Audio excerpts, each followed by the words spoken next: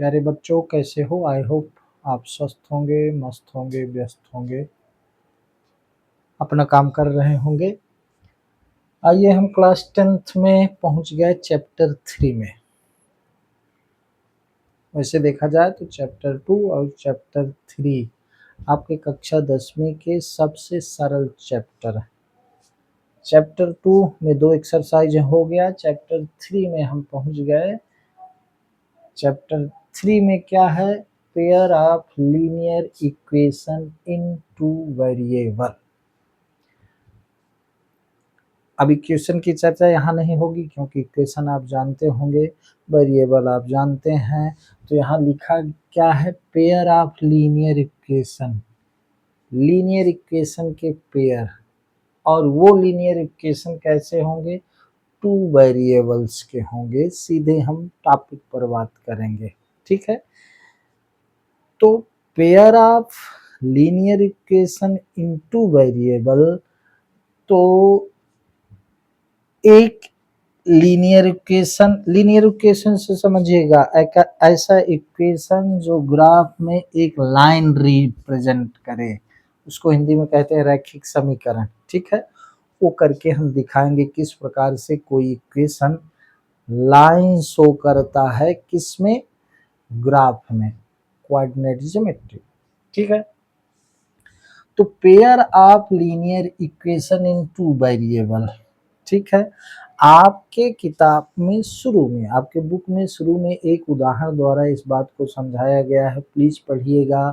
अखिला नाम की एक लड़की है, अपने गांव के मेले में जाती है, तो वो 2 खेल खेलती है। एक वो चरखी की सवारी करती है, दूसरा एक हुपला गेम खेलती है। आइए उसी से समझें हम pair of linear equation in two variable है क्या, ठीक है। अखिला एक लड़की है, अपने गांव के मेले में जाती है, तो एक चरखी की सवारी वो करती है, दूसरा हुपला गेम खेलती, ठीक। चरखी की सवारी जो करती है, तो चरखी की सवारी क्या है? 1 बार 2 बार 3 बार वो चरखी की सवारी करती है। हुपला गेम क्या है? एक रिंग फेंका जाता है, जिस वस्तु को वो पूरी तरह से घेर ले वो वस्तु आपकी हो जाती है। तो वो 2 गेम खेलती है, ठीक है। तो यहाँ हम अखिला के द्वारा ये 2 खेले गए गेम को हम इक्वेशन द्वारा कैसे रिप्रेजेंट करेंगे, आइए वो समझते हैं, तब आपको ये बात समझ में आ जाएगी, ठीक है। लेट्स अखिला, ये अखिला एक लड़की है, उसके द्वारा लेट्स अखिला प्ले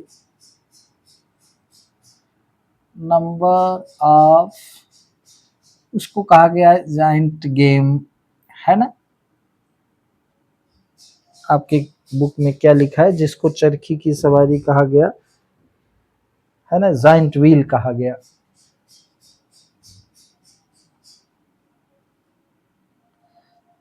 तो number of giant wheel are equal x.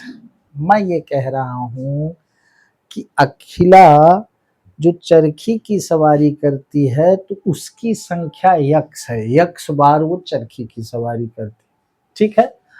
और नंबर ऑफ हुपला उसका जो गेम है, नंबर ऑफ हुपला वो क्या है? वाई है। अखिला चरखी की सवारी एक्स टाइम करती है, एक्स बार करती है, और हुपला का गेम वाई बार खेलती है, ठीक है। अब अगर हुपला गेम जितनी बार वो खेली है, उसकी संख्या के आधे के बराबर चरखी की सवारी की संख्या है, तब अकॉर्डिंग टू क्वेश्चन हम इसको लिख सकते हैं। अकॉर्डिंग टू क्वेश्चन क्या लिख सकते हैं? समझिएगा, जितनी बार उसने चरखी की सवारी की, व्हील पर उसने सवारी की, जितनी बार उसने चरखी की सवारी की, उसकी संख्या हुपला गेम खेले गए संख्या के आधे के बराबर है, यानी कि x इजकल टू वाई अपान 2। इसको ऐसा समझ सकते हैं, 6 बार अगर उसने हुपला गेम खेला तो 6 का आधा 3 है, तो 3 बार 6 का आधा 3 है, तो 6/2 इजकल टू 3 हम लिख सकते हैं, है ना। अगर उसने 3 बार चरखी की सवारी की तो 6 बार उसने हुपला गेम खेला, 6 का आधा 3 है, इसलिए y/2 is equal to x is equal to y/2। इसको हम ऐसा लिख सकते हैं, क्रॉस मल्टीप्लाई करें तो 2x इजकल टू y, तो इसको हम लिख सकते हैं 2x minus y is equal to 0। ये एक इक्वेशन बन गया 2 वेरिएबल्स का, इसमें x वेरिएबल है, y वेरिएबल, ठीक है। तो ये इक्वेशन किस रूप, इसको अगर हम पहला इक्वेशन माने तो इसका स्टैंडर्ड फॉर्म हो गया a1x plus b1y plus c1 is equal to 0। तो यहाँ पर c1 0 है, भला समझिएगा। इसको हम ऐसा भी लिख सकते हैं 2x minus y plus 0 is equal to 0। इसको ऐसा क्यों लिखा? ऐसा इसलिए लिखा कि स्टैंडर्ड फॉर्म में a1x, x के कोफिशिएंट 2 को a1, y के कोफिशिएंट को b1, यहाँ y का कोफिशिएंट -1 है, और कांस्टेंट टर्म को c, यहाँ c 0 है, इजकल टू 0, ठीक है। तो ये क्या हो गया? स्टैंडर्ड फॉर्म हो गया, ठीक। अब अखिला के द्वारा एक बार सवारी करने के लिए 3 रुपए दिए जाते हैं, तो उसने x बार सवारी करी। आपके बुक का उदाहरण ही समझा। अखिला द्वारा एक बार चरखी की सवारी करने के लिए 3 रुपए दिए जाते हैं, तो उसने x बार सवारी की, तो x बार सवारी करने के लिए उसको कुल खर्च करने पड़े 3x रुपए। समझिएगा, इसको डायरेक्ट लिख रहा, ठीक है। x बार उसने सवारी की, ठीक, और एक बार सवारी करने के लिए 3 रुपए उसको देने पड़ते हैं, तो 3 गुणे x, माने अगर उसने 4 बार सवारी की और एक बार सवारी करने के लिए 3 रुपए देने पड़ते हैं, तो 3 गुणे 4, 3 इंटू 4, तो 12 रुपए हो गया।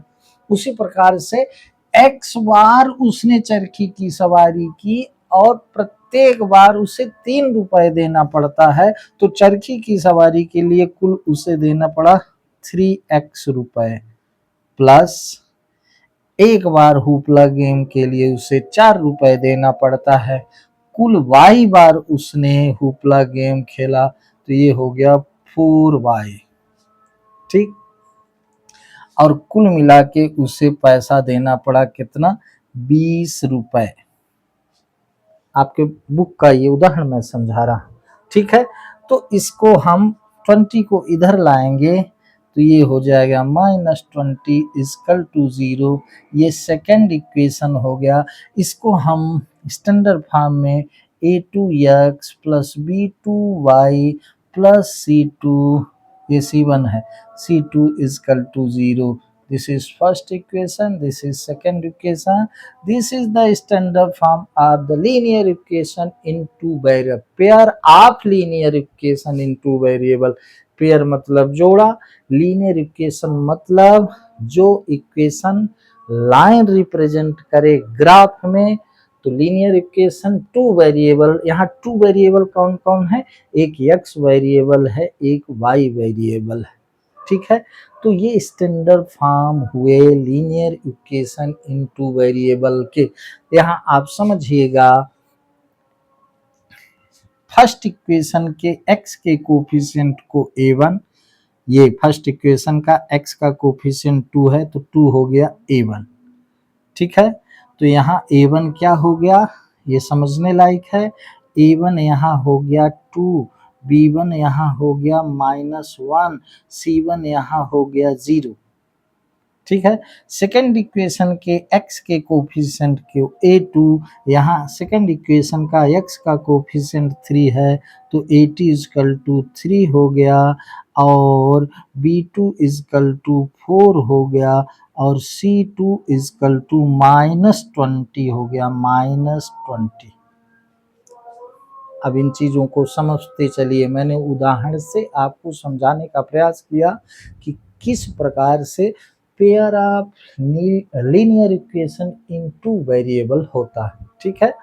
तो अखिला एक लड़की है, उसने एक चरखी की सवारी करी और एक हुपला गेम खेला। उसके माध्यम से मैंने 2 इक्वेशन बनाए और समझाने का प्रयास किया किस प्रकार से ये 2 इक्वेशन है जिसको पेयर कहा गया।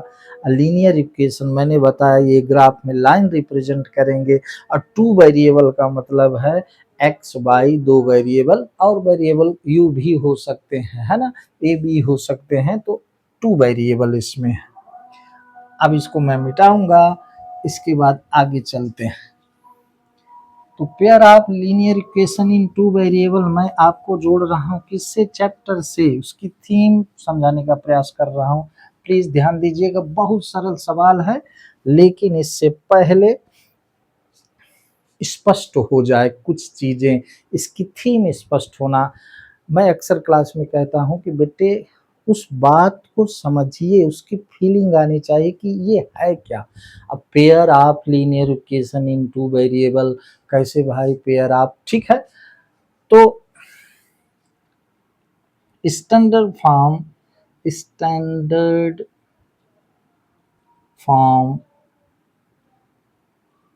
Of the pair of linear equation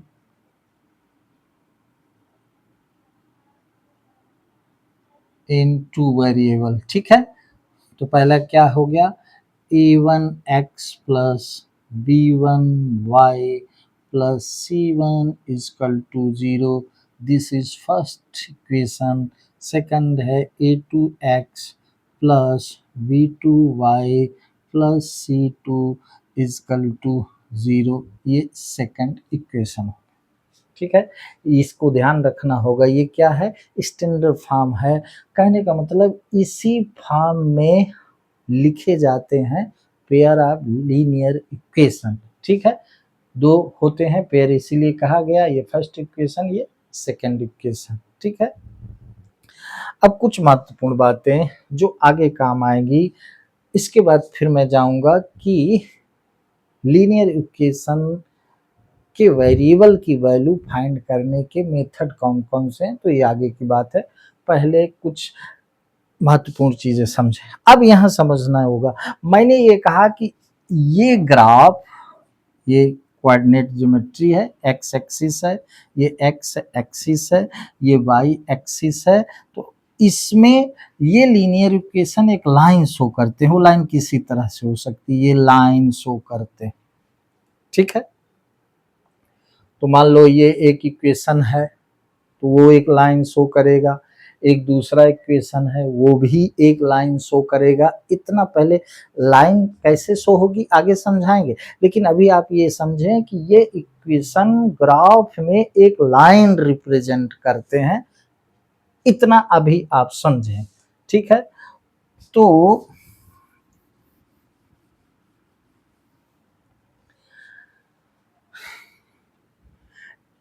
यहाँ समझना ये है कि चूंकि ये पेयर है लीनियर इक्वेशन के, तो ये 2 लाइन शो करेंगे। इतनी बात समझ में आई। ये इक्वेशन, मान लो वो कोई किसी प्रकार का इक्वेशन है, आप कोई इक्वेशन लिख सकते हैं। जैसे अगर लिखा जाए कि अभी मैंने लिखा था, दूसरा हम लिख सकते हैं कि कोई भी इक्वेशन है, मान लो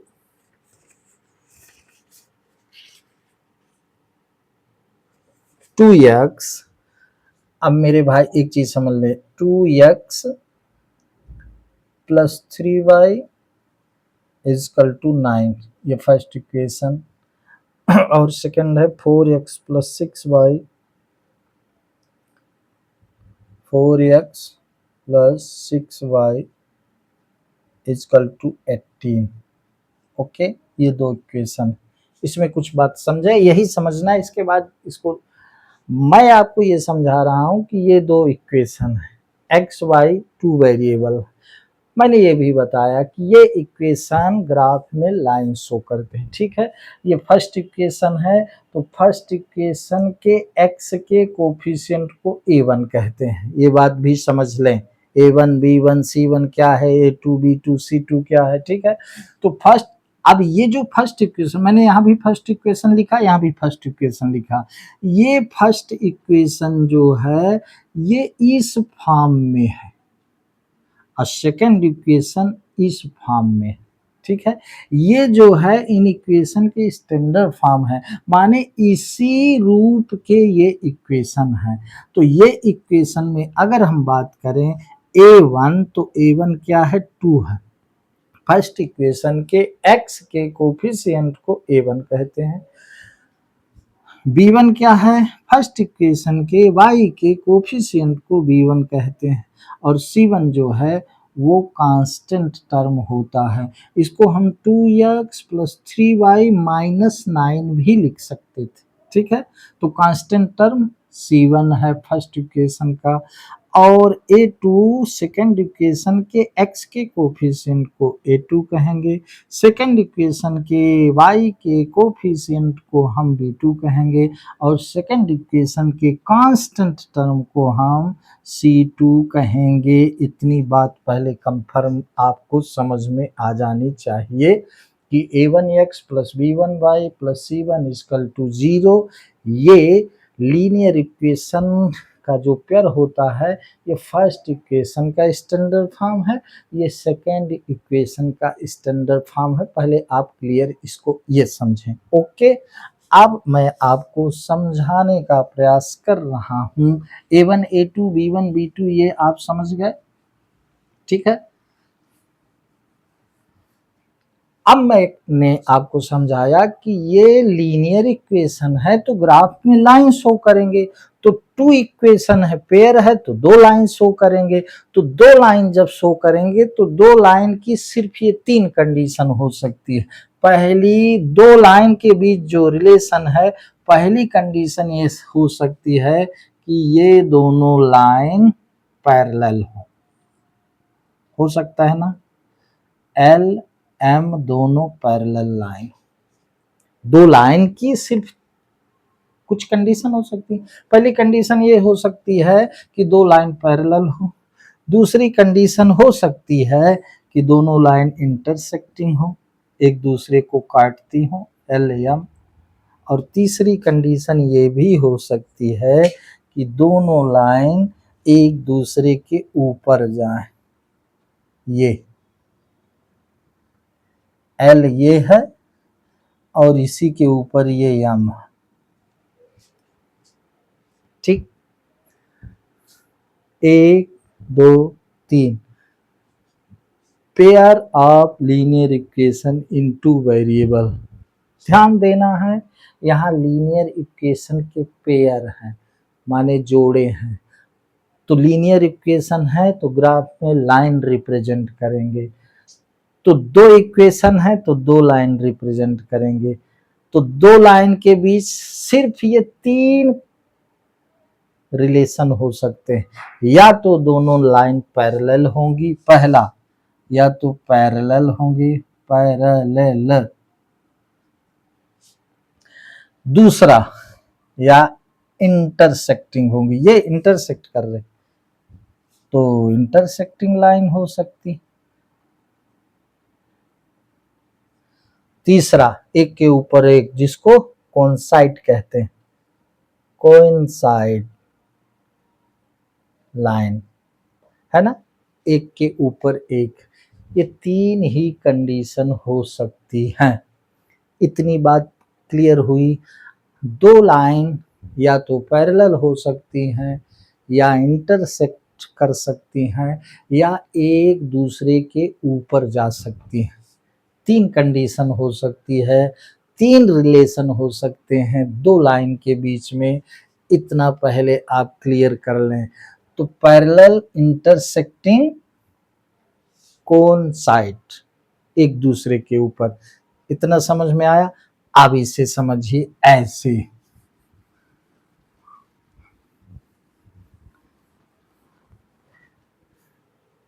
अब यहां ऐसे समझे। फर्स्ट क्या है, if A1 upon A2 is not equal to B1 upon B2, equation दिया गया है, उसमें इनका रेशियो देखो, A1 अपान A2 अगर बराबर नहीं है B1 अपान B2 के, देन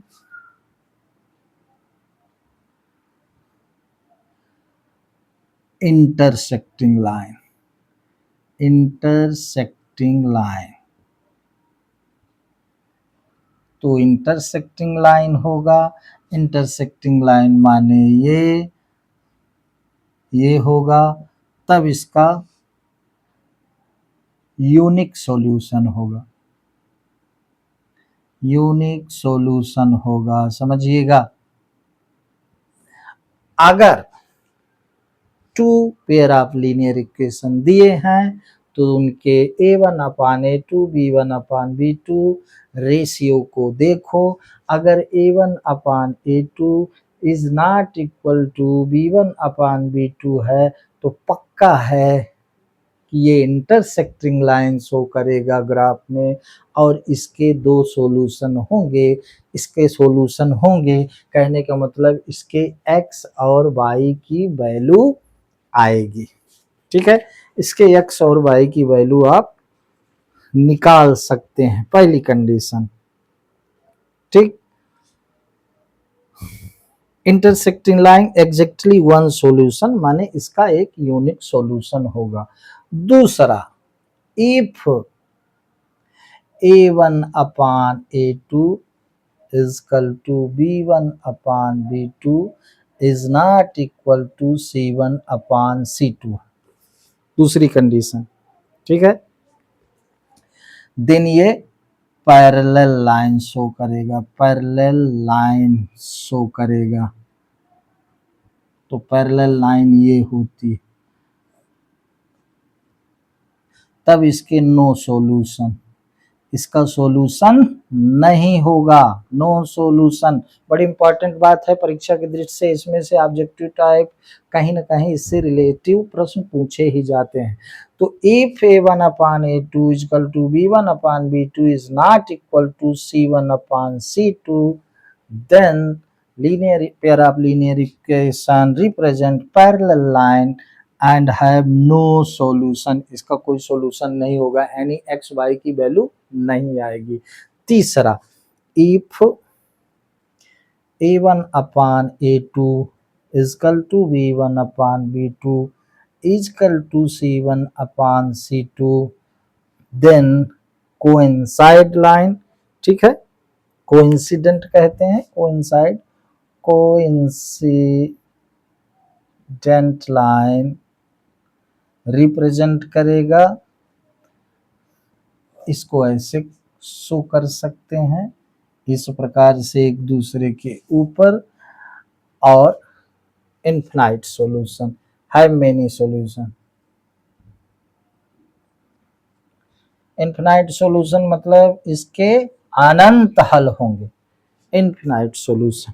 ठीक है, infinitely many solution, infinite solution.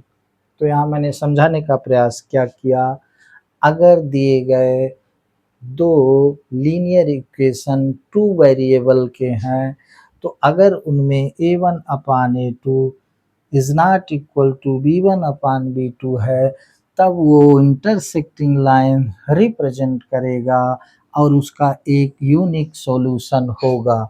अगर A1 अपान A2 बराबर B1 अपान B2 बराबर C1 अपान C2 है, तब वो pair of linear equation parallel line show करेगा और उसके नो सॉल्यूशन, कोई सॉल्यूशन नहीं होंगे। तीसरा, if A1/A2 equal to B1/B2 equal to C1/C2 है तो कोइंसिडेंट लाइन रिप्रेजेंट करेगा और इनफाइनाइटली मेनी सॉल्यूशन होंगे, अर्थात उसके अनेक सॉल्यूशन होंगे। अभी इसको मैंने ये समझाने का प्रयास किया कंडीशन कि अगर लीनियर इक्वेशन है तो वो पेयर है लीनियर इक्वेशन का, तो टू लाइन उसकी बनेंगी। टू लाइन में सिर्फ ये तीन रिलेशन ही हो सकते हैं। ओके, ये इंपॉर्टेंट है, ये आपका याद ही होना चाहिए।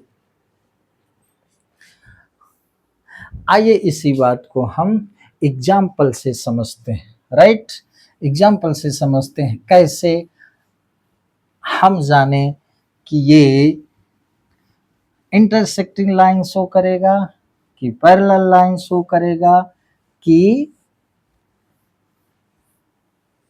कोइंसिडेंट लाइन शो करेगा।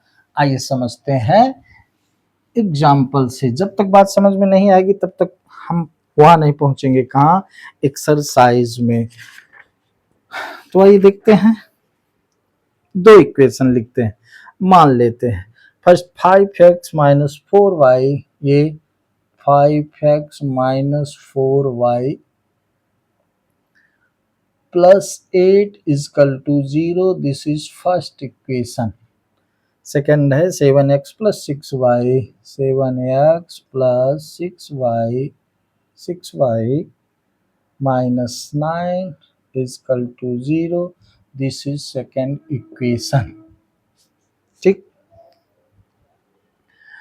अब ये जो pair of linear equation in two variable के हैं, हम ये देखें कि ये इंटरसेक्टिंग लाइन शो करेगा, पैरेलल लाइन शो करेगा मेरे भाई, कि कोइंसिडेंट लाइन शो करेगा। तो तरीका क्या है, वही अब हमने आपको बताया था। ये इक्वेशन इन रूप के हैं, a1x plus b1y plus c1 equal to 0, a2x plus b2y plus c2 equal to 0, ये इस फॉर्म के इक्वेशन है। फर्स्ट इक्वेशन का ये स्टैंडर्ड फॉर्म है, सेकेंड इक्वेशन का ये स्टैंडर्ड फॉर्म है। ये मैंने इसलिए लिखा कि आप जाने। तो आइए इसको हम चेक करते हैं कि ये किस प्रकार की लाइन रिप्रेजेंट करता है। तो हम जब सॉल्व करेंगे तो हम लिखेंगे कि हियर a1 इजकल टू, बोलो बोलो क्या है, फर्स्ट इक्वेशन के x के कोफिशिएंट को a1 कहते हैं, a1 5 है। फर्स्ट इक्वेशन के x के कोफिशिएंट को a1 कहते हैं। फर्स्ट इक्वेशन के y के कोफिशिएंट को b1 कहते हैं। फर्स्ट इक्वेशन के कांस्टेंट टर्म को c1 कहते हैं। फर्स्ट इक्वेशन का कांस्टेंट टर्म 8 है, c1 हो गया। अब a2 is equal to second equation के x के कोफिशिएंट को a2 कहते हैं, y के कोफिशिएंट को b2 कहते हैं, और सेकेंड इक्वेशन के कांस्टेंट टर्म को c2 कहेंगे -9। अब हम कैसे समझें कि ये कौन लाइन शो करेगा, तो हम रेशियो फाइंड कर लेंगे, काहे का, कोफिशिएंट का रेशियो। तो चलिए हम रेशियो देख लेते हैं, a1/a2 कामा करते हैं, b1/b2 कामा c1/c2। a1 क्या है 5, a2 क्या है 7। अब भाई b1 क्या है -4, b2 क्या है 6। अब देखें a1/a2 5/7 है, b1/b2 -4/6 है। इतना क्लियर है कि ये पॉजिटिव फ्रैक्शन है, ये निगेटिव इक्वल हो ही नहीं सकते। If a1/a2 is not equal to, ये इक्वल नहीं है, is not equal to b1/b2, then the linear equation, pair of linear equation represent intersecting line, intersecting line। ये intersecting line शो करेगा मेरे भाई, intersecting line। अगर ये बराबर होते तो आगे देखते C1/C2, तो वो बराबर न होता तो पैरेलल लाइन शो करता। बात क्लियर हुई। इस प्रकार से हम इनके कोफिशिएंट के, इन इक्वेशन के कोफिशिएंट क्या है, A1 A2 B1 B2 C1 C2, इनके कोफिशिएंट के रेशियो से ये पता लगा लेते हैं कि ये इंटरसेक्टिंग लाइन शो करेगा, पैरेलल लाइन शो करेगा, या कि कोइंसिडेंट लाइन शो करेगा। ठीक है। और कंडीशन आप जानते हैं, if A1/A2 is not equal to B1/B2, then intersecting line A1/A2 is equal to B1/B2 is not equal to C1/C2 parallel line, और तीनों रेशियो इक्वल है तो कोइंसिडेंट लाइन रिप्रेजेंट करता है। ये बात मुझे लगता है आपको समझ में आ गई होगी। ठीक है। तो अभी मैंने एक थीम बताई, अब आगे चलते हैं, उसको क्लियर करते हैं।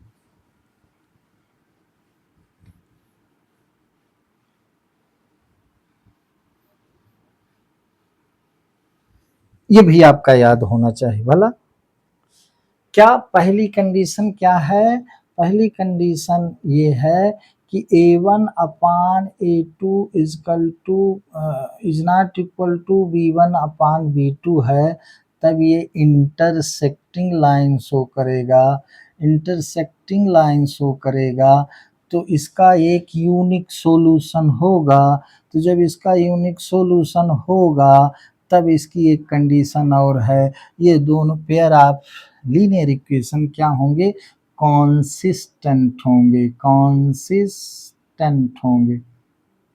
कॉन्सिस्टेंट माने हिंदी में कहते हैं संगत होंगे। क्या ये इक्वेशन संगत होंगे? कॉन्सिस्टेंट सॉल्यूशन होता है अगर पेयर ऑफ लीनियर इक्वेशन के, तो वो कॉन्सिस्टेंट होता है, संगत होता है। तो आपसे ये भी पूछ सकता है कि pair of linear equation consistent कब होता है? If A1/A2 is not equal to B1/B2, then pair of linear equation consistent संगत होगा। दूसरा, if A1/A2 is equal to B1/B2 is not equal to C1/C2, इस कंडीशन को फॉलो करता है, तब पैरेलल लाइन शो करेगा। तो पैरेलल लाइन शो करेगा तो इसके नो सॉल्यूशन होंगे। नो सॉल्यूशन, इस कंडीशन में ये इनकॉन्सिस्ट होगा, इनकॉन्सिस्टेंट होगा, यानी कि असंगत होगा। ये दोनों पेयर ऑफ लीनियर इक्वेशन इनकॉन्सिस्ट होंगे। ठीक है। फिर तीसरा, सॉल्यूशन होगा लेकिन इन्फिनिटली मेनी सॉल्यूशन होगा। तो if A1/A2 is equal to B1/B2 is equal to C1/C2 है, देन ये कोइंसिडेंट होगा। कोइंसिडेंट होगा तब ये इन्फिनिटली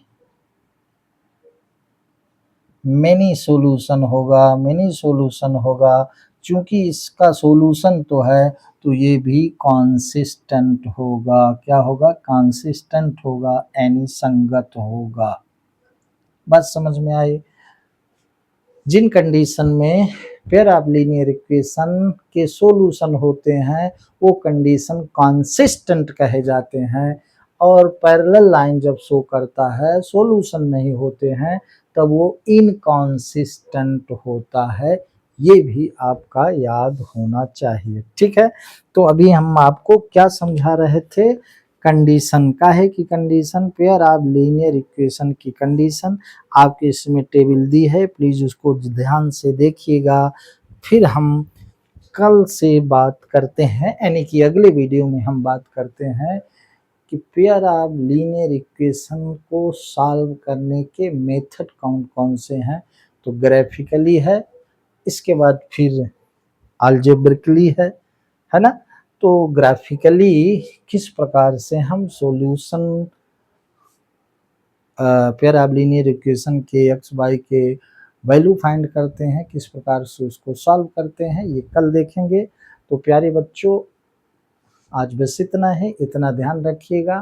फिर आप linear equation into variable topic बहुत सरल है, थोड़ा आपको अलजेब्रा का नॉलेज होना चाहिए। अगर नहीं है तो अगर आप ध्यान से देखते हैं तो प्लीज़ आपसे ये बनेगा, सिर्फ आप इसको ध्यान से पढ़ना शुरू कर दीजिए, बिल्कुल परेशान नहीं होइए। अगर मेरा ये वीडियो में बताई गई बात मैथ की आपके समझ में आती है तो प्लीज़ मेरे गणित के channel you can do maths को आप सब्सक्राइब करें। आपकी जो बात नहीं समझ में आती है प्लीज़ कमेंट्स बॉक्स में अपनी बात निश्चित रूप से दें, तो मैं अपने में सुधार करूँगा किस प्रकार से आपको बात समझ में आती है। और मेरे वीडियो को लाइक करें, मेरे चैनल को सब्सक्राइब करें। आज बस इतना ही। जय हिंद।